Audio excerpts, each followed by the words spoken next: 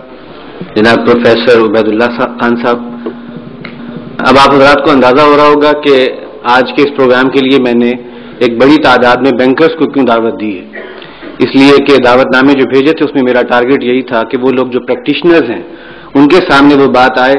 جسے کہ عام آدمی کے لیے سمجھنا ذرا قدر مشکل ہے، لیکن بہرحال انہوں نے حق ادا کر دیا کہ اس مشکل بات کو بہت آسان طریقے سے ہمارے سامنے رکھ دیا۔ اس میں جو چونکہ ساری گفتگو جو سامنے آ چکی ہے اور اس میں بہت کم کوئی پہلو رہ گیا ہوگا تشنا،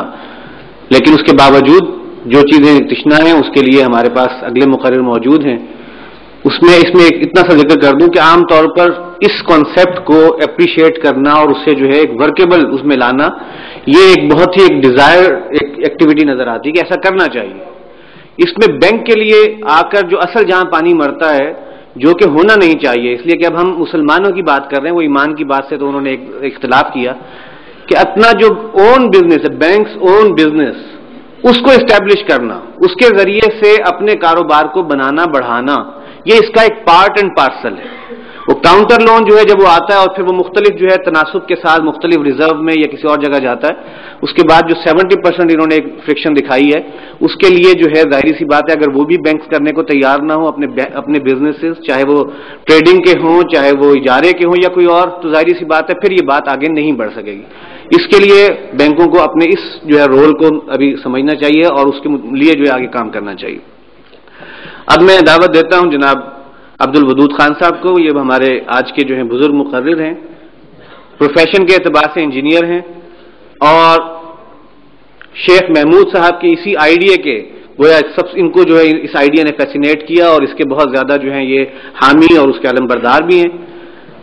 اور ان کی سب سے بڑی کوالیفیکیشن اور سب سے بڑا جو ان کا جو ہے کریڈینشل میں سے وہ یہ ہے کہ اس سود کے ضمن میں جتنے متحرک ہیں انسداد سود کے ضمن میں اور ایک جذبہ اپنے اندر رکھتے ہیں، اس بڑھاپے کے باوجود اس کے لیے شد رحال کرتے ہیں۔ سعودی عرب میں ہوتے ہیں تو وہاں پر ملاقاتیں ہوتی ہیں، لاہور آتے ہیں تو یہاں اسی کام کے لیے جو ہے وہ لوگوں کے پاس جاتے ہیں، در در جاتے ہیں، اور ابھی پشاور گئے تھے تو وہاں پر بھی جو ہے انہوں نے یہی کام کیا کہ وہاں سینئر وزیر ہیں اور دوسرے لوگ ہیں، ان سے ملاقاتیں کر کے اس آئیڈیا کو سمجھانے کی کوشش کی اور غیر سودی جو ہے راستے کی طرف لانے کے لیے جو کر سکتے ہیں وہ کرتے ہیں۔ تو یہ ان کی سب سے بڑی جو ہے گویا خصوصیت یہ۔ اب میں دعوت دیتا ہوں عبد الودود خان صاحب کو وہ تشریف لائیں۔ السلام علیکم ورحمۃ اللہ۔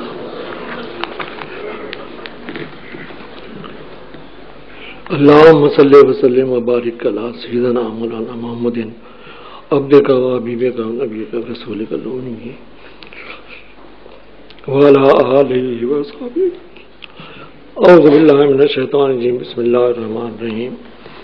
رب اشرح لی صدری ویسر لی امری واحلل عقدۃ من لسانی یفقہوا قولی۔ معزز حاضرین و خواتین،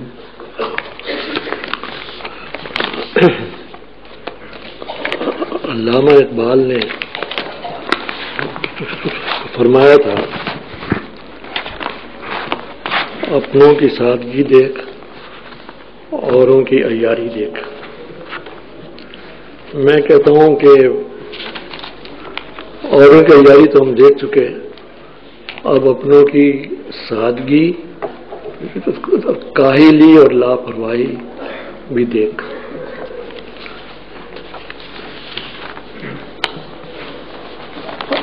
چند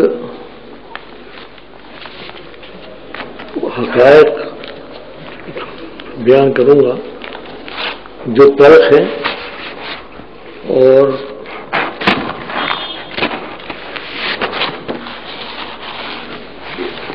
قابل توجہ ہے۔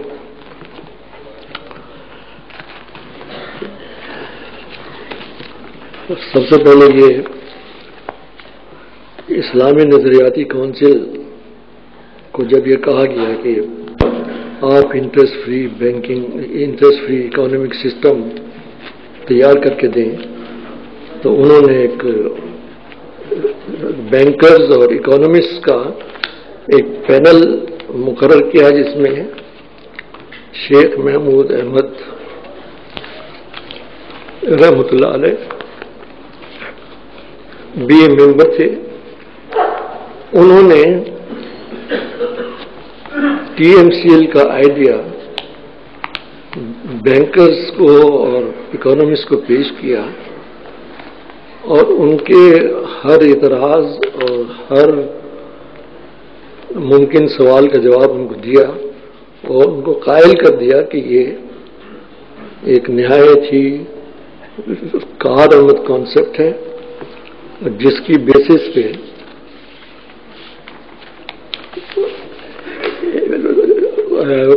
پینل نے ریکمینڈ کیا کاؤنسل آف اسلامک آئیڈیالوجی کو ٹی ایم سی ایل کی یوٹیلیٹی کے متعلق لکھا، لیکن ساتھ میں یہ کہہ دیا کہ اس میں کچھ شرعی اگر کوئی شبہ ہے تو اس کو دیکھا جائے۔ تو کاؤنسل آف اسلامک آئیڈیالوجی نے اس میں کوئی شرعی نقص نہیں پایا، لیکن اس کے باوجود ایک سینٹنس کا نہایت ہی غلط verdict council of Islamic ideology نے دیا اور صرف ایک سینٹنس لکھا، it would however not be correct to use this method by way of a permanent alternative system to the interest-based system۔ اور کوئی وجہ بیان نہیں کی کہ کیوں یہ کریکٹ انکریکٹ ہوگا، کیوں نہیں یہ استعمال کیا جا سکتا، اور پھر ساتھ ہی یہ ریکمینڈ کر دیا کہ بینکس جو ہے وہ اپنے کھاتے داروں کو اس بیسس کے اوپر نان پروڈکٹیو پرپزز کے لیے قرض دیں، یہ ریکمینڈیشن دی۔ اس کا مطلب یہ ہے کہ ایک چیز جو جس کی ضرورت تھی سود ختم کرنے کے لیے، اس کے لیے تو کہہ دیا کہ یہ کریکٹ نہیں ہے، اور نان پروڈکٹیو پرپسز کے لیے جس کی ضرورت نہیں ہے اس کے لیے اس کو ریکمینڈ کر دیا۔ تو یہ ایک بڑی فاش غلطی کاؤنسل آف اسلامک آئیڈیالوجی نے کی، جس کی وجہ سے ہم آج تک سود کے عذاب میں مبتلا ہیں۔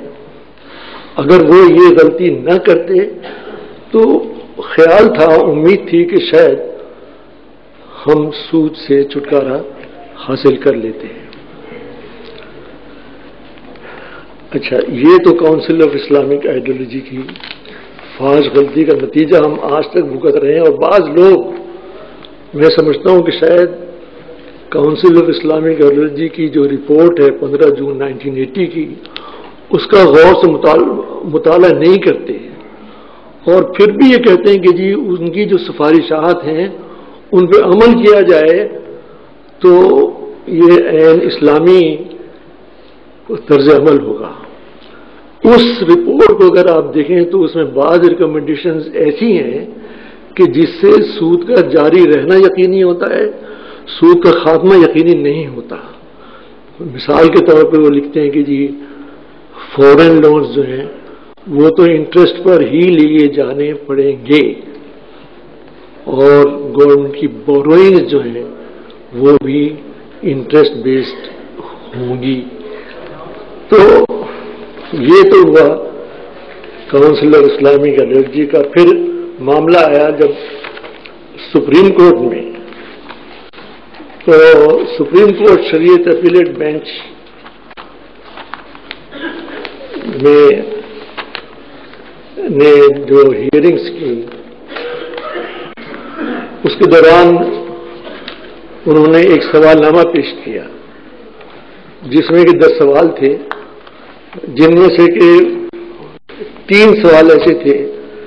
جو پریکٹیکل نوعیت کے تھے۔ میں ان سوالوں کو پڑھتا ہوں اور ان کے جو جوابات میں نے سپریم کورٹ میں پیش کیے